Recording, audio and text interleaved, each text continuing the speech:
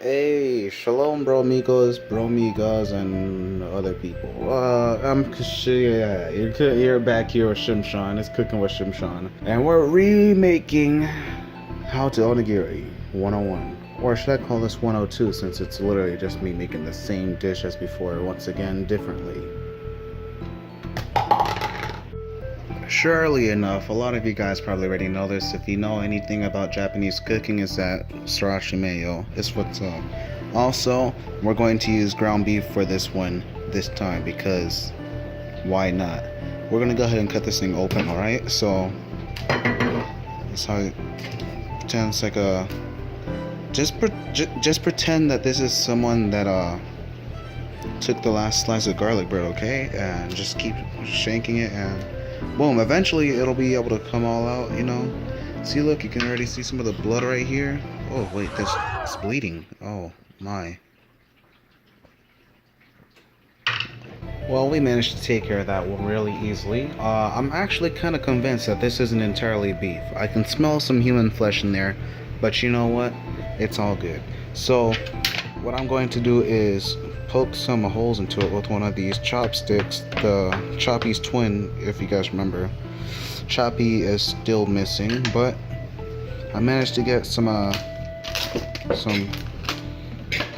replacements because I need these chopsticks to understand that their lives are expendable. So yeah, we're gonna just poke away at this, create a few holes and whatnot, and you'll see exactly why I'm doing this later. Now, if you have trypophobia like I do, you might want to look away before you start throwing up. Princess Leia can tell you guys from experience. I looked at a mushroom and I just tossed everything up. Yeah, here we go. Now, what I'm doing differently on this one is I'm actually seasoning the meat before I cook it, so that way the flavor is locked in there. So you know, you gotta have the flavor locked in there, you know what I'm saying? So I'm gonna go ahead and just pour a bunch of this in. That's why I created the hole, so it can just like evenly spread out and whatnot. And I'll probably actually let this sit for like an hour. It's 12:20 in the morning, so I'll be back at 1:20 or something. But yeah, this meat is gonna taste like like teriyaki beef, honestly. So probably should have got turkey, but you know, who cares? See how much is left. Oh, nice little beverage. Alrighty, y'all, I am back, and yes, I actually waited an hour to get back to this video. I think this beef should be pretty damn good by now. Well, wowie zowie boopa boop, won't you look at that? The meat is looking very orphan fleshy.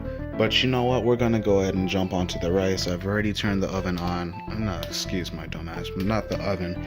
The stove.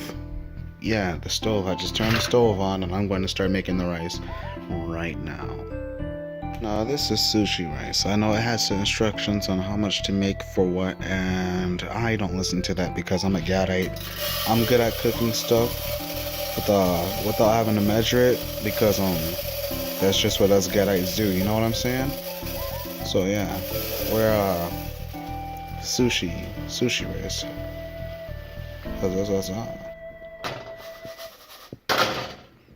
Needs more rice. There's no such thing as too much rice, guys. So the rice is going to go ahead and start cooking. Meanwhile, I get started on cooking up this beef. You know what I'm saying? So let's get down to business. Alright, upon returning, I'm pretty sure you guys already know it's a cooking with Shimshon norm. Adobo. We're going to be adding adobo to this like we add to everything. Oh, excuse me.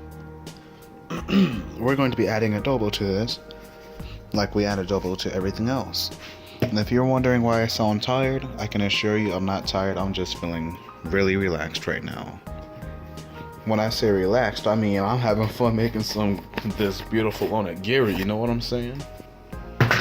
So I'm gonna go ahead and just take this beef and take the liberty just dumping all of it in there at once together and just kind of letting it all slide on out. Come on. It sounds like really funny. There we go. Yep. Our orphan flesh is ready to cook. Fun fact, by the way, did you guys know that you can't spell slaughter without laughter? Alright, so we got our rice cooking, we got our beef or orphan, I don't know what the hell this is. Whatever it is cooking. We're just gonna add a little bit more teriyaki or orange juice, whatever you prefer to call it. But yeah, so you know what, let's go for a little bit more. We want this thing to be more flavorful than my taste in music. So now that this is on its way to stardom, we're going to let it finish cooking, and then I'll meet you guys when it comes on to preparing the actual giri oni, if you catch me. Now, without any further ado, I'd like to present to you me actually putting the onigiri right all together. Okay, so I'm just going to put the rice on this thing, scoop at a time, you know what I'm saying? Mind you, this seaweed is probably artificial as hell, so it's gonna get real plastically in a second. Plasticky, not plastically, my bad. Man, my grammar is all sorts of jacked up ever since middle school. Of course, most definitely, you're probably gonna want to let the rice cool off so you don't burn the living mess out of your hands, but knowing me, I'm not gonna do that. So first thing is, we're going to salt up our hands, make it saltier than a Smash tournament on a Wednesday afternoon during the summer at Comic Con. Okay, you ready? Salt, salt, salt. See, check it out. My hand is saltier than I call this the degenerate version because you know it's not gonna look as professional as if it would if someone that actually knew what the hell they were doing were to make it. But this, I'm also gonna start adding some of the meat into it already. The meat is fully cooked. You don't want to have anything that's not fully cooked in there because it's probably gonna taste really weird. The texture's gonna be awful. Now, mind you, I'm only teaching you guys how to make something edible. I'm not really teaching the presentation behind it. But if you want, you could probably look up some other tutorials and whatnot on how to make it look delicious, or probably get the right seaweed that's not gonna make you question whether or not it's artificial. But I'm actually gonna add some of this good old sriracha mayo to the mix. And boom, before you know it, I taught you how to make some disgustingly looking edible onigiri.